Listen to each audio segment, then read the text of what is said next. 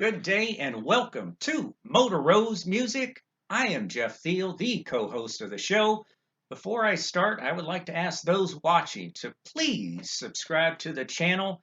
It is greatly appreciated and it really helps boost the channel. The YouTube demigods really stress subscriptions, and I'm trying to reach 1 million subscriptions. As of this recording, I'm only 999,986 shy of that illustrious mark. And before I get into today's video, let me talk about how I record my audio and video. And I'd like to preface this that I and most of the equipment are of lower to middle budget. So what you hear on my channel is what most people should expect to hear at their home. Now, this doesn't mean I'm using, super low-end crap. It's pretty good, it's decent stuff, and I'll get it in a list a second. And I admire the big boy and girl channels that use their, thousands of dollars of equipment. It sounds great. However, most of us don't have that type of equipment. So there's a chance you'll be disappointed in what you hear at your home if you decide to try something they're demonstrating. I saw one of the big YouTubers who I love. He's fantastic. They were showing off his new desk and all of the top-end recording gear he has. There were racks and racks of different types of compressors, all these 1U mounted units in his desk. It was absolutely amazing. And I started thinking, man, no wonder why his stuff sounds so more sophisticated than mine. He's got high-end professional studio stuff and also a lot more experience than I do, but I digress. I'm not knocking him or anyone else that has the top-notch stuff. I would certainly have it if I could, but here's a list of the stuff I like to use.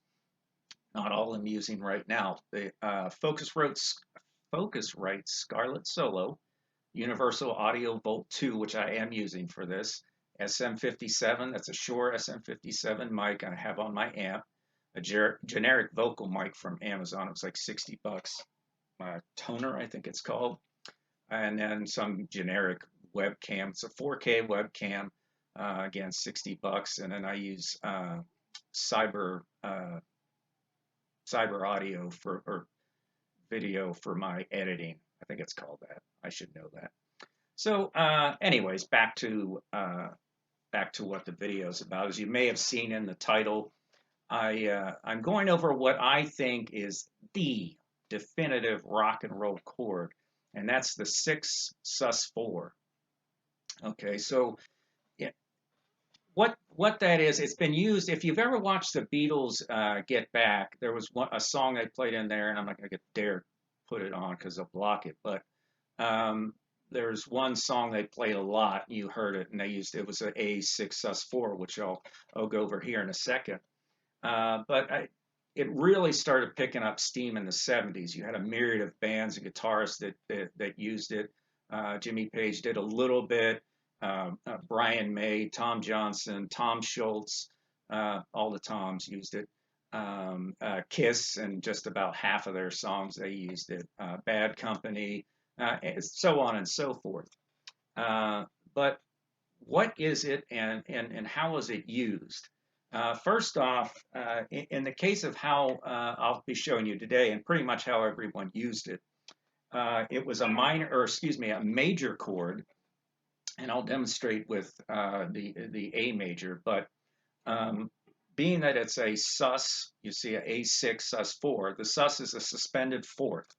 Now they don't suspend the fourth; they suspend in this case, the major third, and we play the fourth. Which in the case of an A major chord, that we would play D instead of the C sharp, which is the major third. I'll play the, here's the A major scale.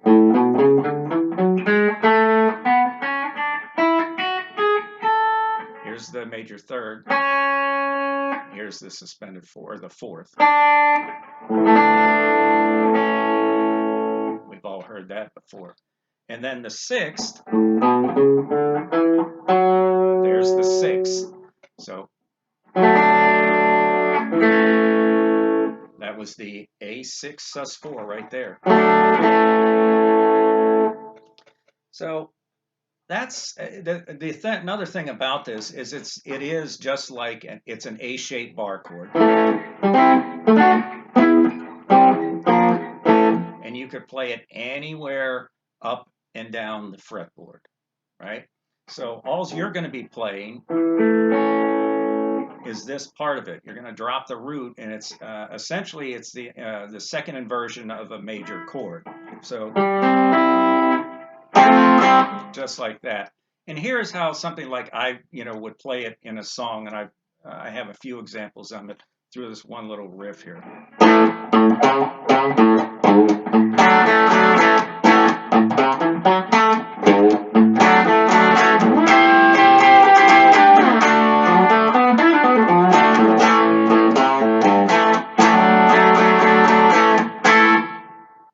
Just like that.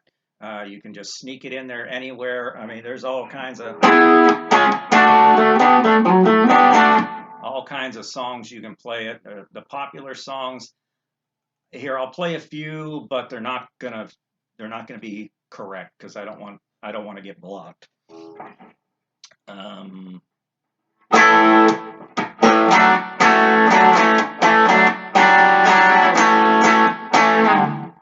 You might be able to guess what that one is.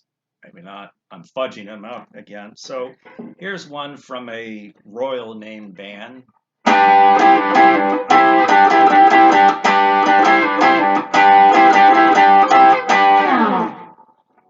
There you go. Band named after a city had this.